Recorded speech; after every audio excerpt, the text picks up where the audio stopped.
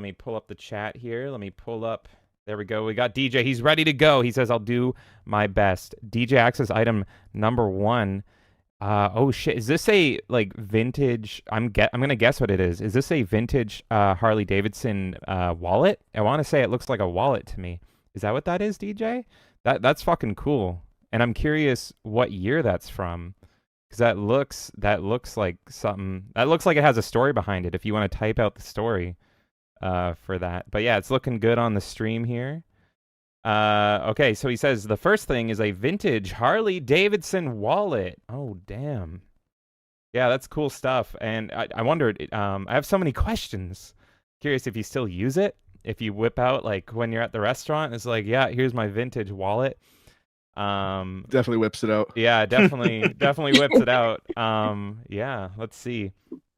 DJ says, a friend of mine gave this to me back in 1997. He passed away, so this has a lot of sentimental value for me. That's, man, it... Very cool. Yeah. I take back that whip out joke. Paul, this is a place for inappropriate things. Don't you worry. That's awesome. I retract it. There you go. I actually have something when we get to some of my stuff I'm sprinkling in as well that is also sentimental. So that's the best stuff, personally, is like...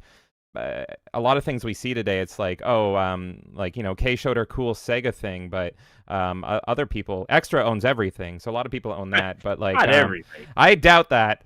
But the sentimental things, like, those are the best. So DJ, thank you for sharing that with us, man. I appreciate sharing a sentimental piece. DJ says, this is the wallet I currently use, by the way. I know it's at least from the 80s. That's awesome. Well, thank you for sharing your friend's wallet here that he gave to you. Let's look at the next thing. Item number 2. All right, help me out. What am I looking at? Are these magic cards? Yeah, they are. Okay, thank you. I'm waiting for the stream to catch up. I'm like a minute behind what it's showing, because it's not on the screen here.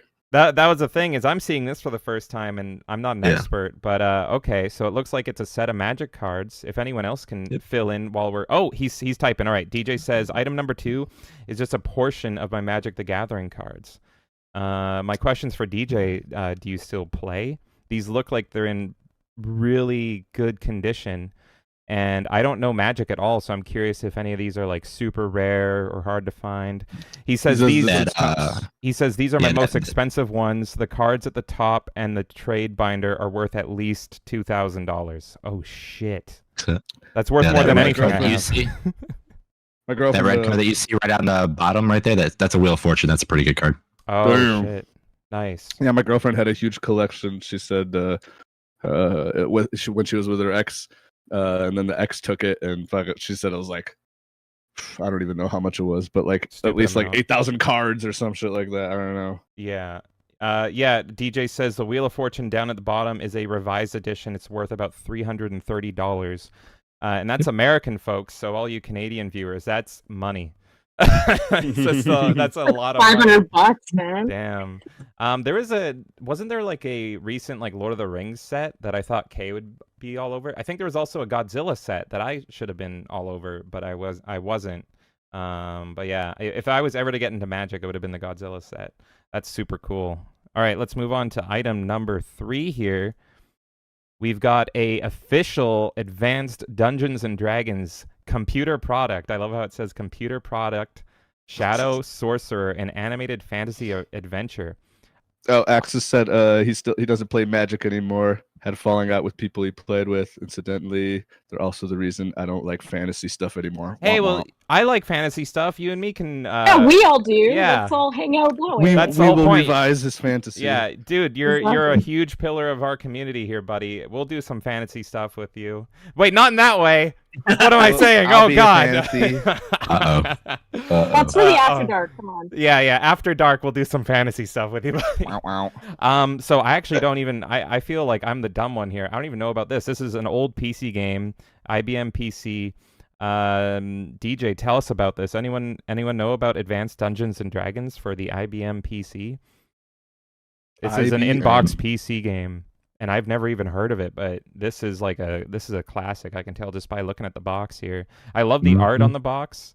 It's very. I'm a huge WoW nerd, and so seeing this, it's very like WoW before WoW. DJ says item number 3 and 4 are a boxed full copy of Shadow Sorcerer for MS DOS.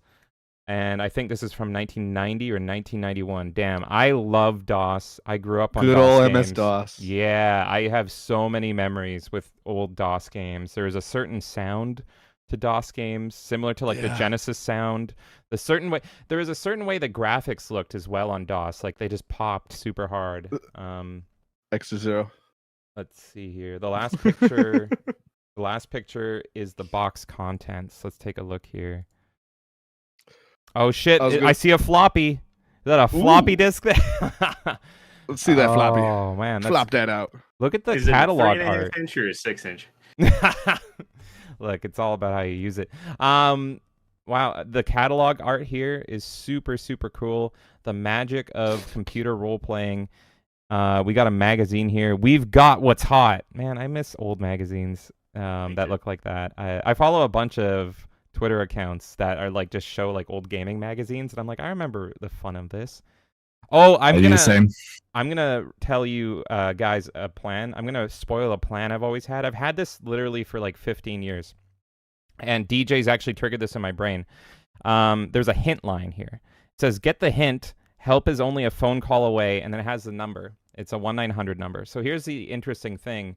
Is 1-800 numbers and 1-900 numbers, there's only so many of them, so they're recycled, right?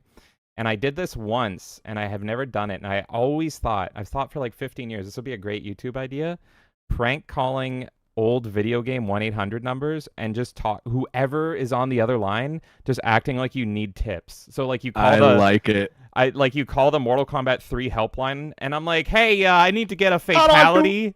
How do I do Cabal's fatality? You know, if you want to bring somebody in that has experience messing with telemarketers, there you go. Exactly, dude. Voices. Let's do it. This idea has been better in my head yet, forever.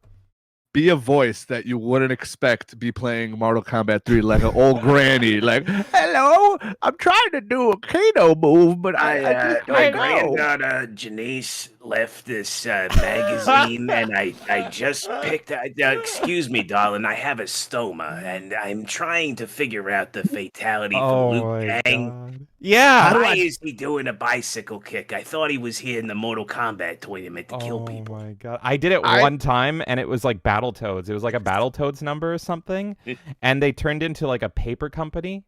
And so I'm like, yeah, I can't get past stage 2. And it's like, sir, we sell paper. What's that? How do I get past stage 2? It was so. I want to speak to Zint's Pimple or Rash. Are you one of them? That's great. DJ says everything in the box is in mint condition, by the way. I can tell, dude. The manual, the inserts, even the disc is untouched. Oh, so is this not the copy you played like back in the day? Yeah, no, it looks mint. Like I'm not seeing a single flaw. This is so cool. DJ. And I can attest to that. DJ keeps his stuff in good shape because he sold us some games and we got them there in mint. Yes. I felt like weird touching them. I was like, oh my god, I feel like I'm going to ruin them with my fingerprints. They were like in such good shape. He literally sold us those games for the purpose of it going on our store. And I'm like, can I keep Squeak Squad and Dawn of Sorrow? Can I at least play them first? Like, they're so perfect and everything. So, all right. That's DJ Axis's stuff. Man, I want to say huge thank you, DJ, for sharing this, buddy.